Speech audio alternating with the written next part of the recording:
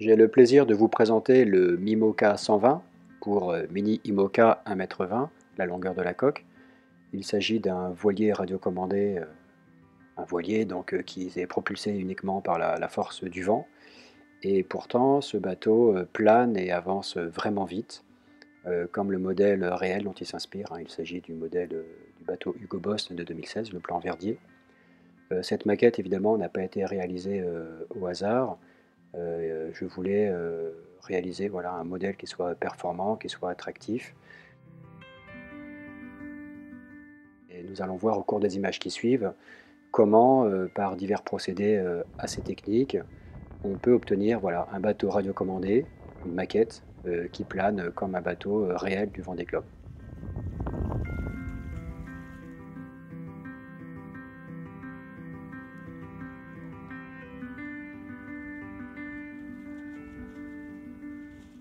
Ce petit voilier, grâce à son géniqueur, peut aussi se contenter de vents faibles à médium. L'avantage de cette énorme voile d'avant, que l'on peut déployer ou ranger à volonté, lui permet d'avancer dans des vents faibles en conservant voilà, une belle vitesse, donc de commencer à planer, là où d'autres bateaux seraient littéralement scotchés sur l'eau.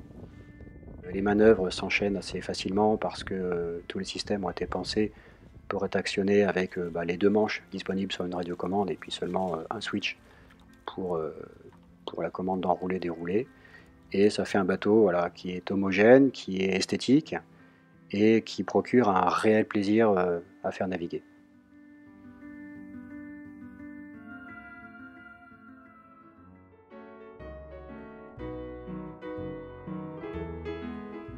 Parmi les IMOCA les plus fun de l'époque, eh bien, le choix s'est arrêté sur celui-ci, donc le Hugo Boss de 2016, le plan Verdier.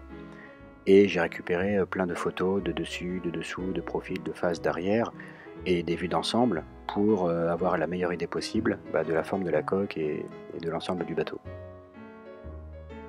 Comment, à partir de simples tissus de verre, de tissus de carbone et puis de bidons de résine époxy, peut-on arriver à un modèle voilà, comme celui-ci, aussi réaliste et ressemblant et performant? Eh bien, ça commence comme ça.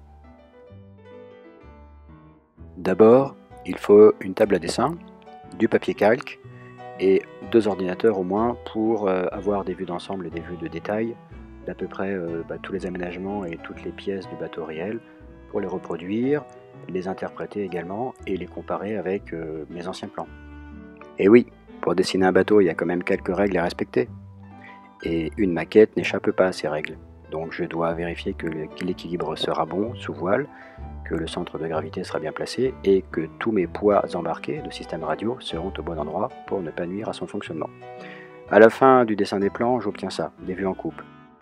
Ces vues en coupe vont me permettre, en les isolant, donc en découpant chaque tranche, de les plaquer sur des bristoles qui seront ensuite détourés, donc découpés au ciseau, et que je vais pouvoir coller sur une grosse planche de polystyrène extrudé ou expansé que je vais ensuite découper au fil chaud pour en obtenir des tranches de bateau que je vais pouvoir assembler et former.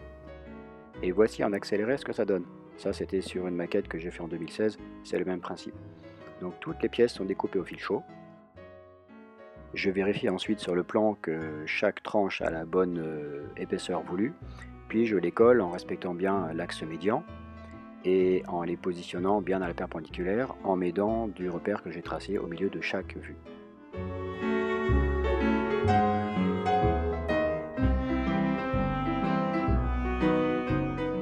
L'étape suivante consiste à détourer au fil chaud en faisant glisser donc le fil de l'arc en suivant les bristoles, et en fait ça enlève le surplus de mousse, il n'y a plus qu'à poncer pour obtenir un noyau assez fidèle à la forme voulue.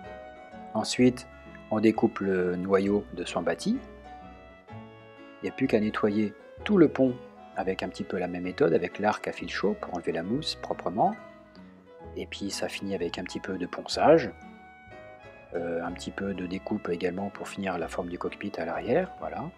Et puis j'ai quelque chose qui est prêt à mettre sous tissu et résine pour fabriquer le master en version dure, qui va permettre de faire le moule.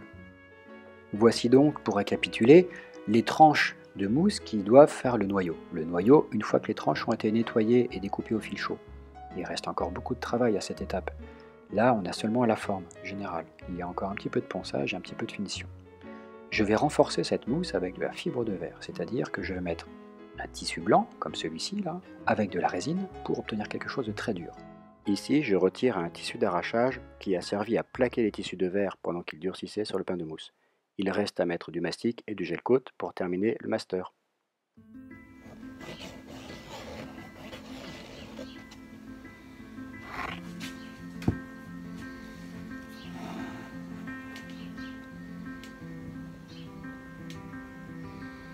Bah tu vois, là on est pas mal. Il reste un demi-millimètre. Je vais récupérer de l'autre côté au ponçage et on sera bon.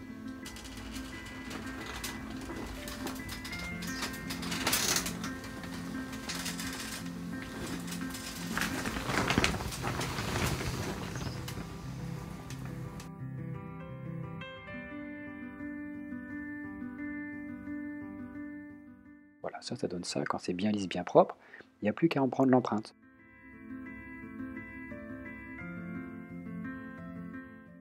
Donc là, je fais ça pour le roof. Je fais pareil pour la carène et puis pour le pont, ce qui va me permettre d'obtenir un moule que je vais renforcer évidemment. Alors ce matin, j'ai séparé le moule de son plan de joint. Ok, on a retourné l'ensemble. J'ai démoulé à la spatule de cuisine,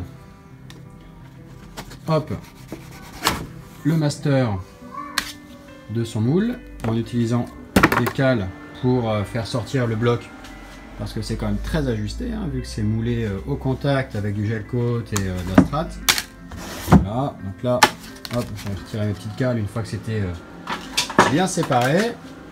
Et maintenant, quand je sors mon master, j'obtiens, bon là il y a des cochonneries, hein, hop, j'obtiens un magnifique moule époxy, gel coaté noix, qu'il n'y aura plus qu'à vérifier, cirer, nettoyer, détourer, avant de commencer une infusion de carène. Et ensuite, voilà, là on a un moule comme un moule à gâteau qui va me permettre de draper les tissus. Donc les tissus, bah c'est ça, c'est du tissu de carbone. Ça coûte très cher, donc je fais très attention quand je découpe mes longueurs pour ne pas faire de gâchis. Et je vais les poser dans le moule en utilisant un rouleau pour les transporter pour ne pas les déformer. Ça, c'est un gabarit qui sert à faire des découpes précises, toujours pour éviter le gaspillage. Une fois que j'ai découpé, je mets tout ça sous des périphériques de vide, c'est-à-dire un plastique et des filets qui servent à aspirer l'air qui se trouve dans le moule. J'ai donc branché ma pompe à vide sur le sac plastique qui entoure le moule, et quand le sac est bien mis sous vide, il n'y a plus qu'à ouvrir le robinet de la résine et regardez, elle avance à travers les fibres, on voit ça devient tout noir.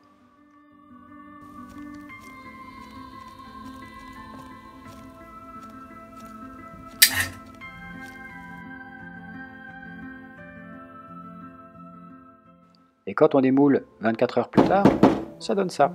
Ça donne une coque en fibre de carbone très dure, très légère.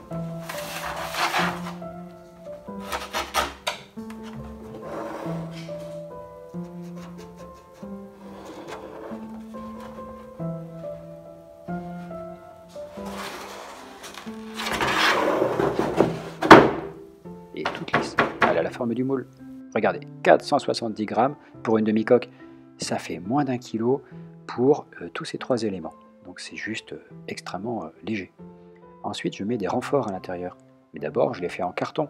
Ça évite de gaspiller du carbone pour rien. Et puis je dessine des pièces sur mon ordinateur que je vais pouvoir ensuite imprimer. Ça, c'est mon imprimante 3D. Regardez. Elle utilise le fichier informatique que j'ai dessiné et elle le reproduit en plastique fondu. C'est pas génial ça ? Ces pièces-là, elles servent à faire le capot étanche qui permettra de voir les systèmes électroniques qui sont à l'intérieur. La batterie, les piles, la radiocommande. Et donc chaque pièce est faite d'abord sur un cajot et ensuite je repère sur le vrai bateau là où elle sera avant de faire les trous. J'aime bien certaines pièces parce qu'elles ont une drôle de gueule. Là on dirait une espèce d'ours débile. Là. Et en fait, quand on assemble le tout, c'est encore pire, on dirait un singe. Et ça finit avec une tête de croco. Bon, bah en fait, ça c'est mon pied de mât.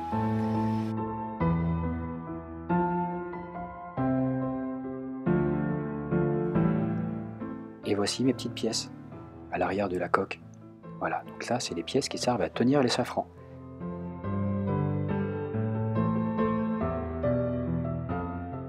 Et en voici deux, avec les pièces qui vont servir à les faire pivoter. Certaines pièces sont passées dans un four pour les durcir encore plus. Parce que par exemple, les foils, ces grandes plaques de courbe qui vont servir d'aile pour le bateau, ont besoin d'être très rigides. Voici mon carton de tout à l'heure, vous vous souvenez? C'était pour économiser le carbone. Et bien voilà la version définitive, la pièce en sandwich de carbone. Cette lumière verte, c'est un laser. Il me sert à tracer des droites horizontales et verticales qui me permettent de repérer les pièces, où est-ce qu'elles doivent être collées dans le bateau. Maintenant, je peux fermer la coque et la peindre. Voici une première couche de peinture noire, et voici ce que ça donne après quelques couches et un petit peu de ponçage. Ça commence à prendre forme. Est-ce que vous reconnaissez les éléments de tout à l'heure? Oui? Et bien là, ils sont réalisés en composite, la coque est creuse dans sa version définitive. Le mât est fabriqué à partir de fibres de carbone, des chaussettes que l'on enfile les unes après les autres sur des durites, qui vont réaliser les volumes intérieurs en fait, du mât et de l'endrail. Ensuite, c'est tendu sur un bâti, c'est imprégné, lissé, puis mis sous presse dans un coffrage. Et une fois que c'est durci, il n'y a plus qu'à démouler.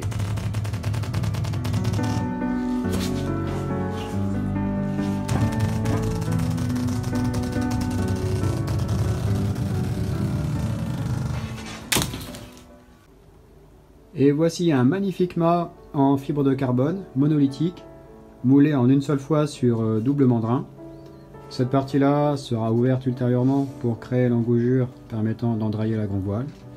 Et ce poteau d'1,80 m va équiper le projet Mimoca 1,20 m que je suis en train de réaliser.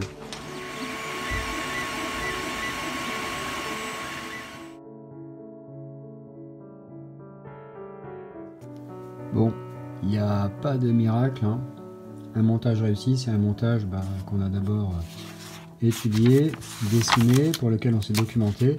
Là, il s'agissait de monter un emmagasineur, donc une poupée tournante. Eh bien, il fallait 2 roulements à billes et puis une butée également à billes pour reprendre les efforts longitudinaux et transversaux. Alors ça donne ça en pratique. Donc là, je vais avoir un roulement ici, un deuxième.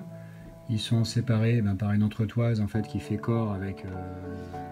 Dans cette poupée, je vais avoir plusieurs efforts qui vont s'exercer.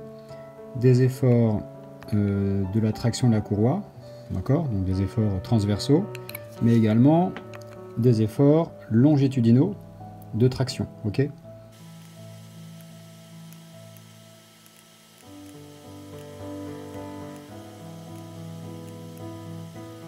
Donc là, j'ai un enrouleur sur son support.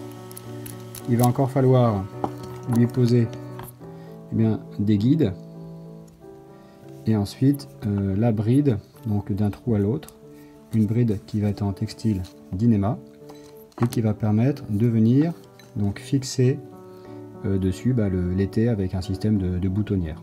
Voilà. Et bien ça, c'est une pièce que je peux proposer en kit pour les modélistes que ça intéresse.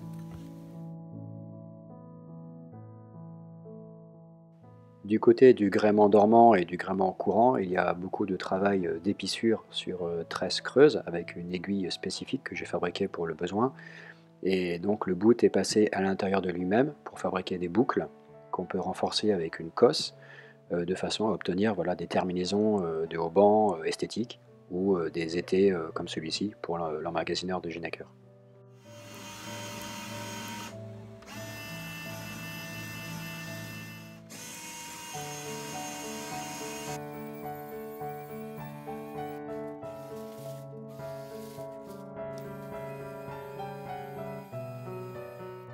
Je dessine, découpe, colle et coule les voiles pour les bateaux que je fabrique. C'est-à-dire qu'à partir de papier calque, je trace les dessins des voiles, le plan de voilure en général, pour ensuite découper des panneaux de tissu aux exactes mesures que je vais pouvoir assembler par collage et couture de manière à obtenir des assemblages extrêmement résistants et durables dans le temps pour des voiles qui soient de très haute qualité et réalistes.